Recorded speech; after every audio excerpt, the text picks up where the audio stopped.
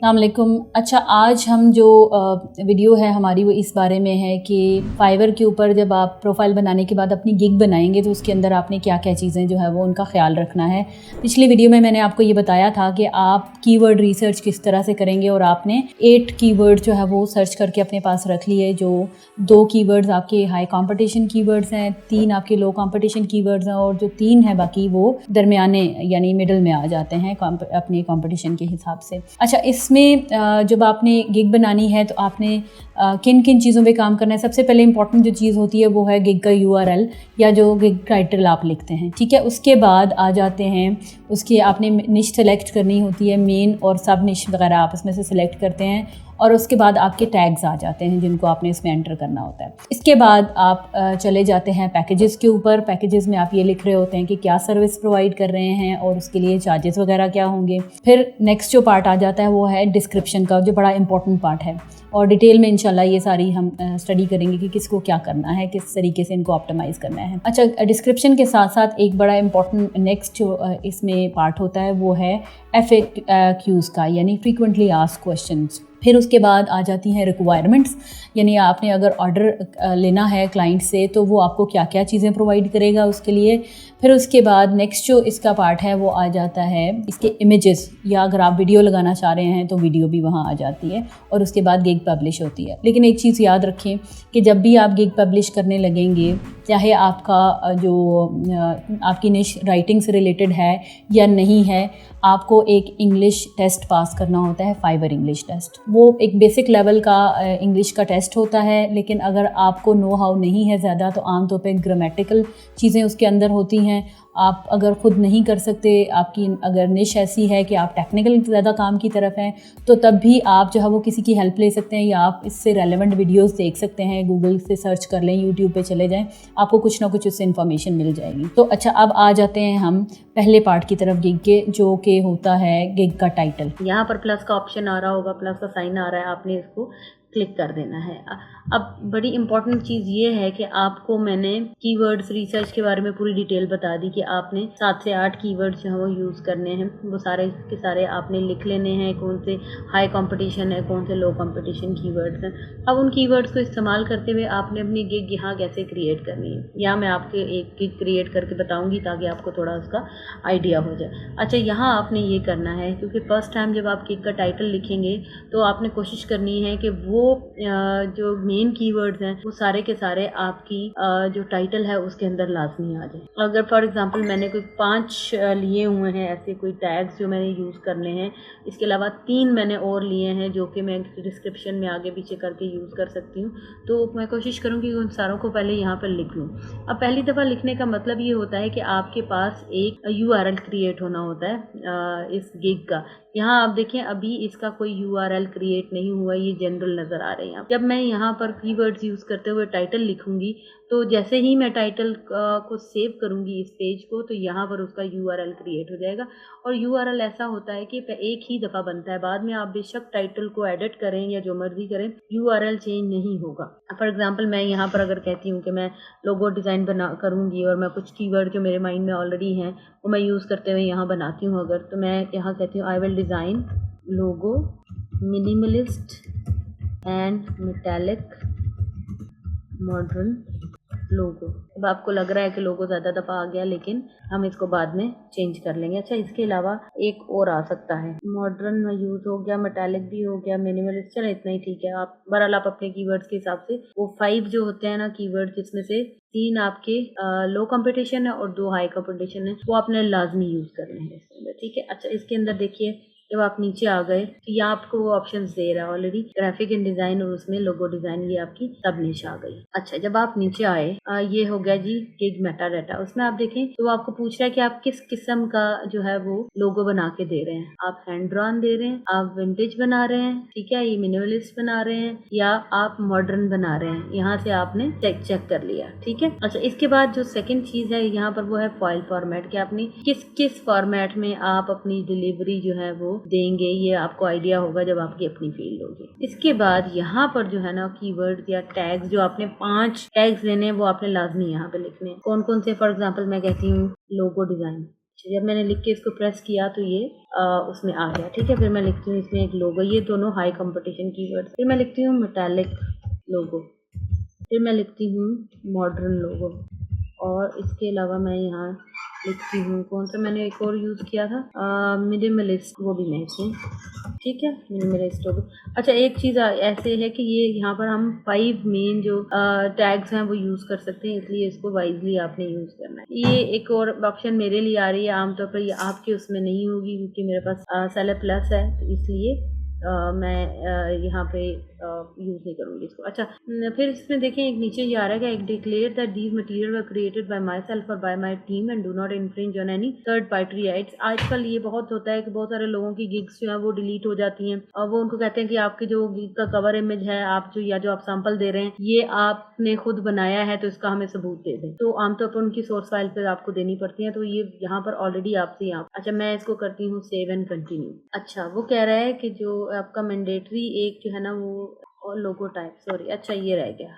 ठीक है, मैं कहती हूँ कि जी ये पिक्टोरियल है, ठीक है, चलिए इस पे यहाँ से हम कर देते हैं सेव। ये तो हो गया फर्स्ट स्टेप कंप्लीट। जो दूसरा स्टेप जो है वो प्राइसिंग का है। प्राइसिंग बड़ी इंपॉर्टेंट है। बाज़ वक़्त ऐसा होता है कि लोग कहते हैं कि हमने जो है वो बड़ी अच्छी जो है डिस्क्रिप्शन भी लिखी है, इमेज भी अच्छा है, बाकी एसईओ भी की हुई है, सारी चीज़ें ऑप्टिमाइज भी हैं, इंप्रेशन भी आ रहे हैं, क्लिक भी आ रहे हैं, लेकिन हमें जो है वो ऑर्डर्स नहीं आ रहे। उसकी वजह ये होती है कि आपने प्राइसिंग इतनी ज़्यादा सेट की होती है, आप अगर न्यू सेलर हैं उस हिसाब से कि उसी प्राइस में जो है एक लेवल 2 या टॉप रेटेड सेलर काम दे रहा है और आप भी उसी प्राइस में अगर देंगे तो आपका काम कोई नहीं लेगा। तो शुरू में आपको प्राइसेस कम रखनी पड़ती हैं ताकि आपके पास क्लाइंट्स आएँ और आप उनसे रिव्यूज़ लें। जब आपके पास रिव्यूज़ आ जाते हैं, आपको प्रोफाइल बिल्ड हो जाता है, तो फिर आसानी हो जाती है, फिर आपके लिए ऑर्डर्स आना आसान हो जाते हैं। ठीक है। अच्छा, यहाँ देखिए ये एक ऑप्शन है, यहाँ ऑफर पैकेजेस, आपने इसको ऑन कर लेना है ताकि आप 3 पैकेजेस ऑफर करें। इंपॉर्टेंट चीज़ क्या है, यहाँ आपने अपने जो पैकेजेस हैं उनके नाम आपने लिखने होते हैं। एक आपको मैं टिप देना चाहूँगी कि जो हमने कीवर्ड्स चूज़ किए हुए हैं ना, जो टैग्स हमने लिए हुए हैं, वही कीवर्ड या टैग्स आप कोशिश करके इनके नामों में शामिल कर लें और यहाँ जो नीचे डिस्क्रिप्शन इनकी आती है यहाँ पर भी ऐड। इसका क्या फायदा होता है, गिग को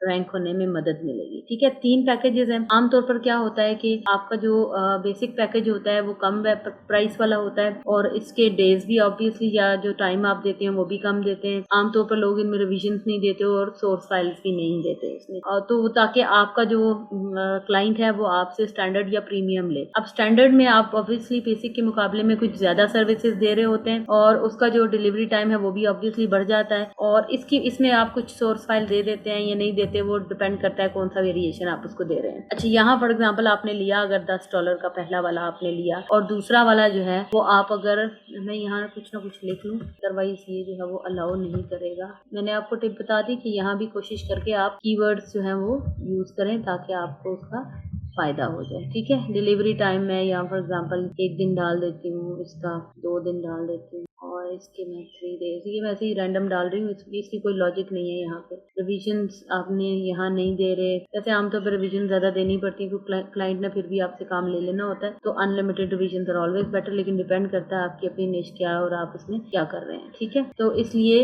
इन चीज़ों को अपनी निश के, अपनी स्किल के हिसाब से आपने सिलेक्ट करना होता है। मैं आपको जो बता रही थी कि अगर आपने जो फर्स्ट वाली है इसकी प्राइस आपने अगर $10 रखी है और इसकी आप 20 रख रहे हैं तो इसकी ऑटोमेटिकली 30 पे ना चले जाएं, इस पे आप रखें कि 25 में अगर आप ज़्यादा काम दे रहे हैं तो उससे क्या होगा कि वो बजाय आपका काम ये वाला ख़रीदने के, बेसिक वाला, वो चाहेगा कि मैं या तो दरमियान वाला पैकेज ले लूँ या प्रीमियम ले लूँ, क्योंकि जितनी ज़्यादा हाई वैल्यू का एक ऑर्डर होगा आपकी एवरेज सेलिंग प्राइस उतनी बढ़ती है और आपको रैंकिंग में भी मदद मिलती है। फिर उसके बाद यहाँ देखिए, यहाँ पर आगे ऐड एक्स्ट्रा सर्विसेज, यानी जो आप सर्विस दे रहे हो उससे रेलेवेंट अगर आप चाह रहे हो कि बेसिक के साथ अगर किसी ने एक कॉन्सेप्ट के साथ एक कॉन्सेप्ट और लेना है तो यहाँ पर आप बता सकते हैं कि जी मैं उसको इतने दिनों में डिलीवर करूंगा और यहाँ पर इतना जो है वो उसमें प्राइस में इजाफा हो जाएगा। आमतौर पर आपको अगर अपनी जो निश है उसके बारे में ज़्यादा अगर नो हाउ है तो आपके लिए इनको सेलेक्ट करना आसान हो जाता है। तो ये चीज़ें होती हैं जो आप एज गिग एक्स्ट्रास जो है वो दे रहे होते हो। इसका फ़ायदा क्या है कि जितने ज़्यादा एक्स्ट्रा आप दे रहे होते हो उतना ही ज़्यादा, जब वो कह रहा है कि ये टाइटल आपका यूनिक होना चाहिए, तो फिर मैं इनको ना अनचेक कर देती हूँ सबको, क्योंकि ये फिर मुझे फिल करने का कहेगा और ये फिर टाइम ज़्यादा लग जाएगा।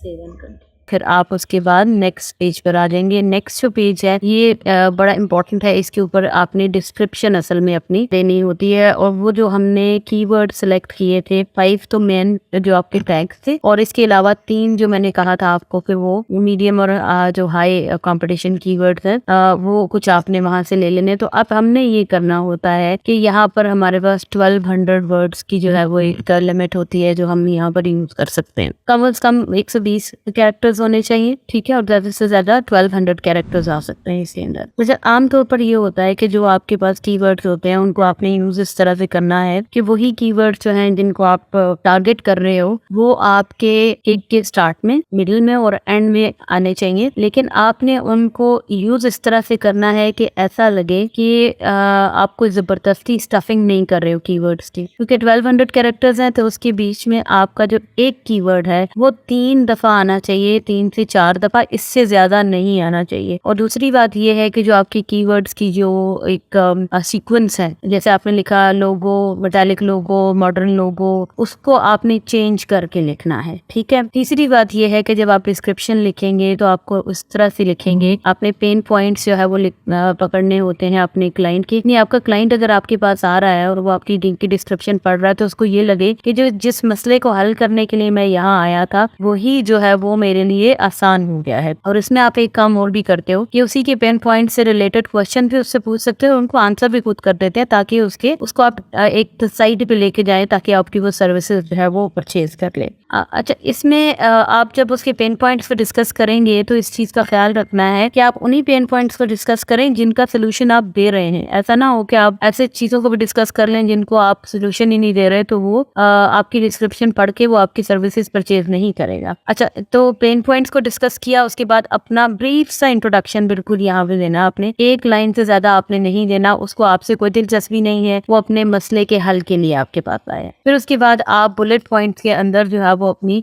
जो यूनिक सेलिंग पॉइंट है आपका कि आप क्या सर्विस और कैसी प्रोवाइड कर रहे हो, क्या इसके अंदर खास बात है कि वो आपसे परचेज करे, वो आप लिख देते हो। और एंड में आपने कॉल टू एक्शन जरूर देना होता है। आप कॉल टू एक्शन जो है वो किस तरह से देना होता है कि आपने उससे क्लिक करवाना है कहीं पे कि आ जाए इनबॉक्स में पूछ लो या फ्री कंसल्टेशन आकर ले लो। आमतौर पर जब आपके पास कोई बंदा इनबॉक्स में आ जाता है और आप उसको फौरन से जवाब भी दे देते हैं तो आपके लिए आसान हो जाता है फिर उस क्लाइंट को रैप करना। तो आई होप कि ये जो डिस्क्रिप्शन वाली चीज है ये आप क्लियर हो गई होगी, ये समझ में आ गई होगी। आप ये भी कर सकते हैं कि उसको पहले वर्ड में लिखें और वहां पर उसको प्रॉपरली देख लें कि ये जो है वो इसमें फ्लो बन रहा है कि नहीं बन रहा है, एडिटिंग करें ये वो। उसके बाद यहाँ पर लाके पेस्ट करें और यहाँ पर आप देखें ये डिफरेंट ऑप्शंस हैं। बोल्ड कर सकते हैं आप, इटैलिक कर सकते हैं, हाईलाइट कर सकते हैं, नंबरिंग में उसको पॉइंट्स को लिख सकते हैं या सिंपल बुलेट्स दे सकते हैं। तो ये आपने सारी चीजें यहाँ से के ऊपर अप्लाई करनी है उस टेक्स्ट के ऊपर।